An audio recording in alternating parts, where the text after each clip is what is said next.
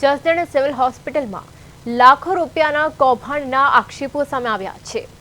RTI દ્વારા થયેલા ખુલાસા મુજબ કોરોના કાળ બાદ છેલ્લા 3 વર્ષથી આરટીપીસીઆર લેબ બંધ હોવા છતાં લેબના નામે 6 કર્મચારીઓ અંદાજે 51 લાખ રૂપિયાનો પગાર ચૂકવાયો હોવાનો આરોપ છે।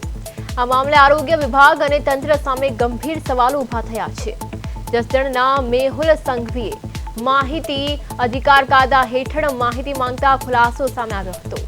મળેલી માહિતી મુજબ આરટીપીસીઆર લેબના નામે કર્મચારીઓના પગાર ચૂકવાતા હોવાનો દાવો કરવામાં આવ્યો છે, જ્યારે લેબ છેલ્લા 3 વર્ષથી કાર્યરત નથી। આરોપ છે કે સુરભી ગોટી, કાજલ ડાભી, કુલદીપ મેમરિયા, સુનિલ વાછાણી, અતુલ મકવાણા અને શૈલેષ જાની સહિતને કર્મચારીઓના નામ ચૂકવણી થઈ છે। આરટીઆઈમાં અલગ અલગ જવાબોમાં પગારની વિગતો અલગ આવતા મામલો વધુ શંકાસ્પદ બન્યો છે।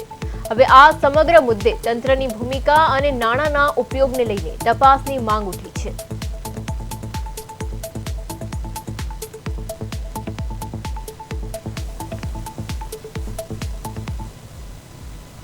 હોસ્પિટલમાં જે તે સંસ્થામાં કામ કરે છે, આપણા પાસે એને છૂટા કરવાનો કંઈ આદેશ નથી।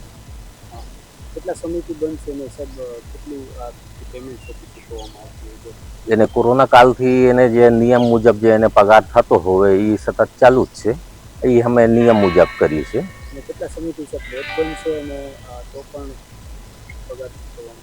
હા, 3 વર્ષથી લેબ બંધ છે, પણ સરકારનું એવું કંઈ પરિપત્ર અત્યારે નથી અમે એને છૂટા કરી શકાય। વિભાગોના હિસાબની તેમજ અન્ય માહિતી અધિકારના કાયદા હેઠળ માંગી હતી, જેનો જવાબ મને 16 તારીખે મળ્યો।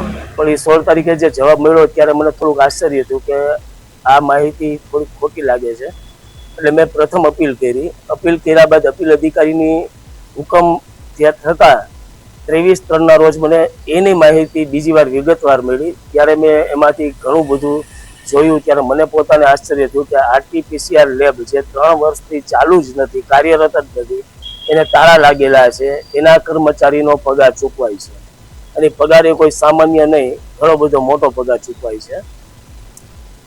2023-24 થી 24-25 થી 25 અત્યાર સુધીમાં ગણીએ તો 50 લાખ રૂપિયા સુધીનો પગાર ચૂકવાઈ ગયો છે। મને આશ્ચર્ય એ થયું કે જે મેં કર્મચારીને નામોની વિગત માંગી હતી એ કર્મચારીનો નામોમાં આમાંથી એકના નામ આરટીપીસીઆરના કર્મચારીનો ઉલ્લેખ નથી। એટલે આ બાબતે મેં ગંભીરતા લીધી અને બીજા પણ અન્ય વિભાગો એવા ઘણા છે, 8 થી 9 વિભાગ, એમાં પણ મેં જોયું, એમાં પણ મોટી ગેરરીતિ છે। પણ આજે જે કાંઈ ઉજાગર થયું છે આરટીપીસીઆરનું કૌભાંડ, એમાં મારે એટલું જ કહેવાનું છે કે આજે સરકારી નાણાંનો ખોટો ગેરઉપયોગ થાય છે। આની અંદર આની ઉચ્ચ કક્ષાએ તપાસ થવી જોઈએ। આરટીપીસીઆર લેબ ચાલુ નથી તેમ છતાં આરટીપીસીઆરના નામે સ્ટાફને પગાર ચૂકવવામાં આવે છે।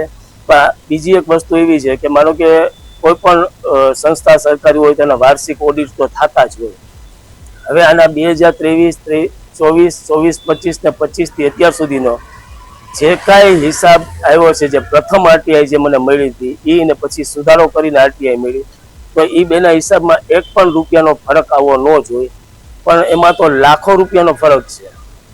તો આ બાબતે સરકારે, આરોગ્ય તંત્રએ ગંભીરતા લેવી જોઈએ અને જસદણ સરકારી હોસ્પિટલમાં જે આ સરકારી નાણાંનો જે ગેરઉપયોગ થાય છે, દુરુપયોગ થાય છે, એની ઉચ્ચ કક્ષાએ તપાસ કરી અને જવાબદાર જે કોઈ અધિકારી હોય એની ઉપર શિક્ષાત્મક કે કાયદેસરની જે કાંઈ કાર્યવાહી થતી હોય એ કરવી જોઈએ।